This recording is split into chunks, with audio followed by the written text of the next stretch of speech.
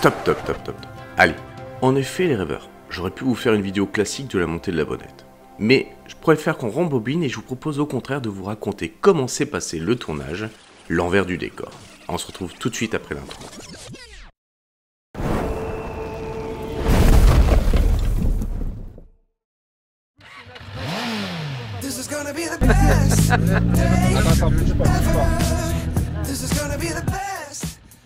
Vous avez vu le début de la vidéo? Eh bien logiquement elle devait commencer là. Mais quand vous avez 7 cancres qui se vannent toutes les 2 minutes, autant vous dire que l'écoute était loin d'être optimale et les consignes loin d'être respectées. Alors on va devoir remonter un peu plus haut dans la vallée afin de commencer ce tournage. Le but étant de présenter 7 motos équipées EPCO et Becker, grâce à la mienne qui pour l'occasion était équipée de 2 caméras, des GoPro 10 installées à l'avant et à l'arrière de ma belle. Et bien évidemment mixer tout ça avec des images drone.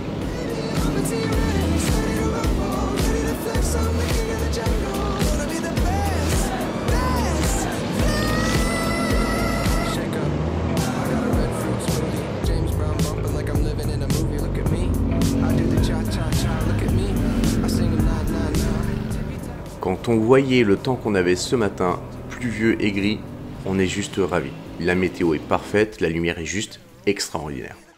Alors sur le bas de la vallée, il y a beaucoup d'arbres, ce qui va me provoquer pas mal de difficultés pour les filmer de près. Donc autant vous dire que les plans sont relativement lointains à cause de ça. J'avais beaucoup de pertes vidéo, car les arbres font une barrière naturelle.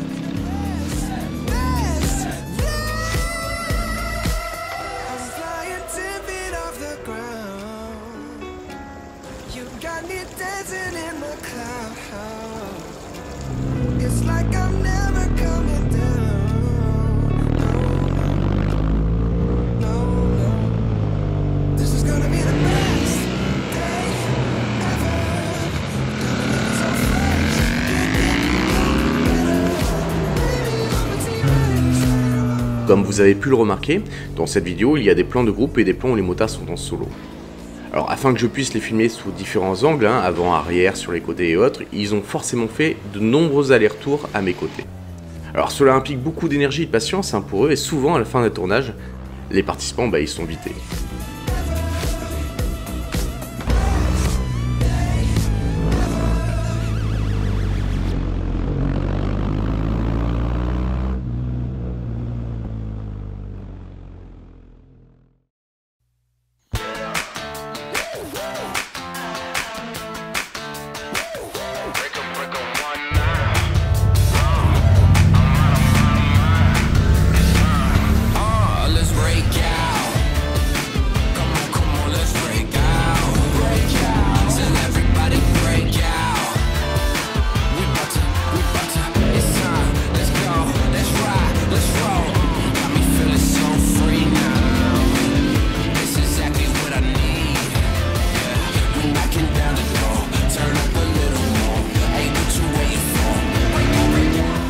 Il y a un autre élément qui va nous complexifier un peu le tournage, c'est que la bonnette est devenue un parc d'attractions.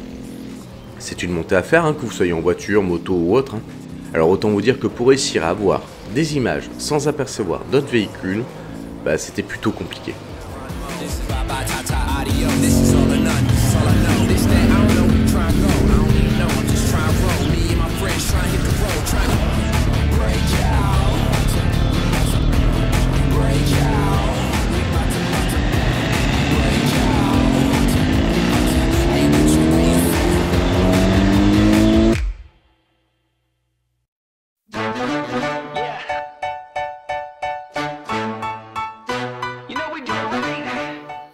Quand nous sommes arrivés au lac des Essopres, c'était juste formidable. Un espace grandiose s'ouvrait à nous et c'est d'ailleurs à cet endroit que nous avons fait de nombreux allers-retours pour avoir les images de motards en solo. A savoir, pour obtenir des images correctes avec la GoPro, il faut absolument que je reste à une distance très faible du motard, c'est quasiment 2 mètres, donc autant dire que je colle réellement le motard devant moi, ce qui peut être relativement stressant pour quelqu'un qui n'est pas habitué. Petite surprise, nous avons eu une traversée de marmotte inopinée et des pneus glissants. Mais tout s'est bien passé, malheureusement la marmotte, je l'ai pas eu en vidéo.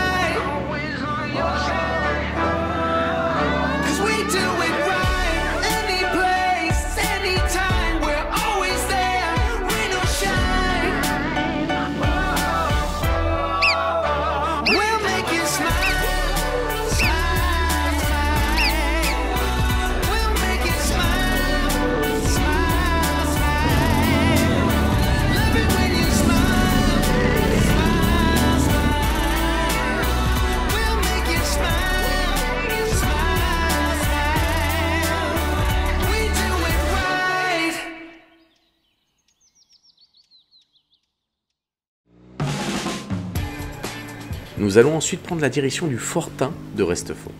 Comme je vous en avais parlé dans la vidéo de l'année dernière, il est situé à 2558 mètres et offre une vue incroyable sur la vallée. La difficulté était de filmer cette montée en drone. Alors entre le rythme des motos, le rythme des virages, le vent en altitude et évidemment les autres usagers de la route, les plans étaient loin d'être faciles à gérer, mais le résultat est pas si mal que ça finalement. Par contre, c'était juste magnifique de voir ces motos circuler de cette manière-là, dans cet environnement juste magique.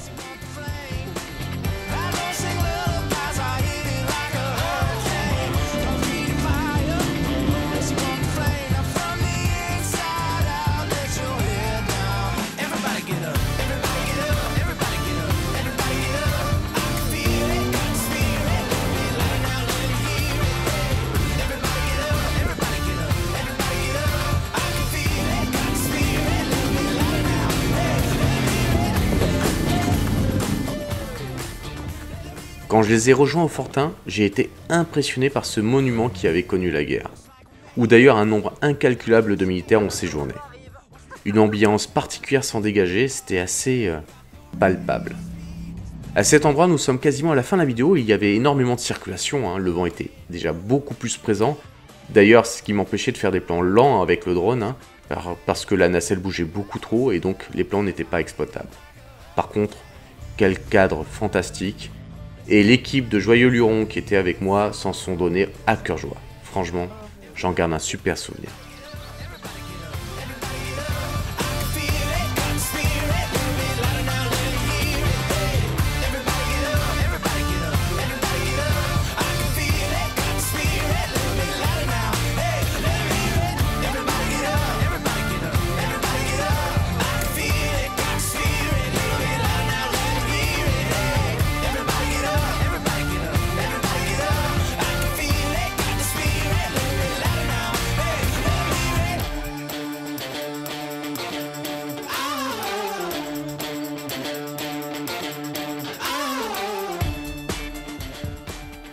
Nous entamons notre dernière ligne droite.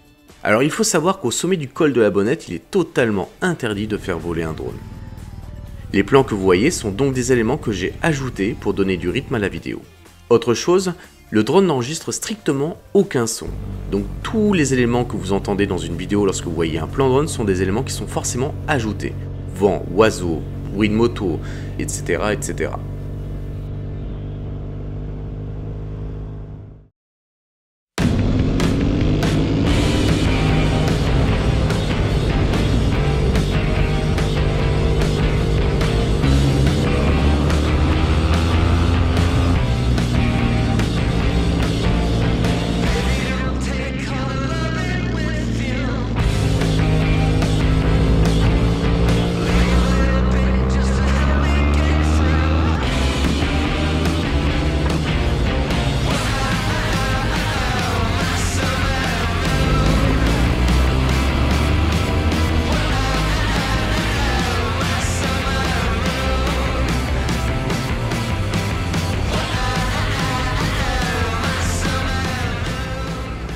Je souhaitais remercier l'équipe formidable qui m'a accompagné tout au long de cette journée et surtout supporté pour réaliser ces images.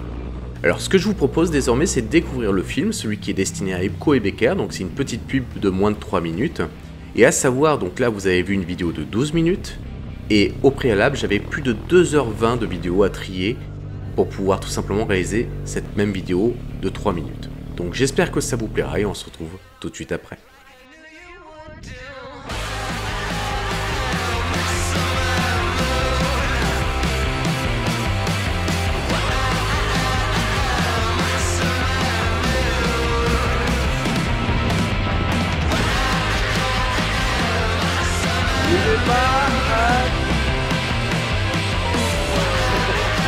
Retournez-vous, c'est la fin.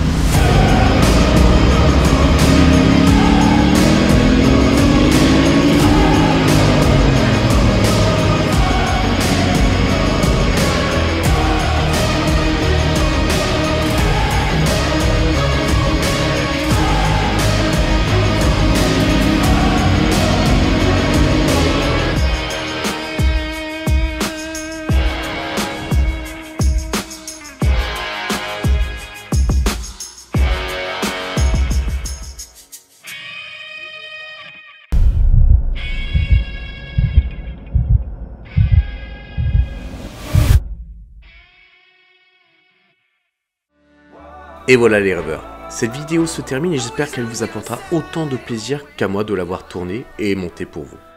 N'oubliez pas de vous abonner, de liker, de partager, de commenter en masse cette vidéo si elle vous a plu. Je ne peux que vous inviter forcément à découvrir le matériel Epco et Becker qui équipe ma moto et bien d'autres, en allant directement sur le site Freddy Speedway Accessories. Et je vous dis à très vite pour la prochaine vidéo, ce sera du off-road et les paysages seront encore une fois à couper le souffle. A bientôt.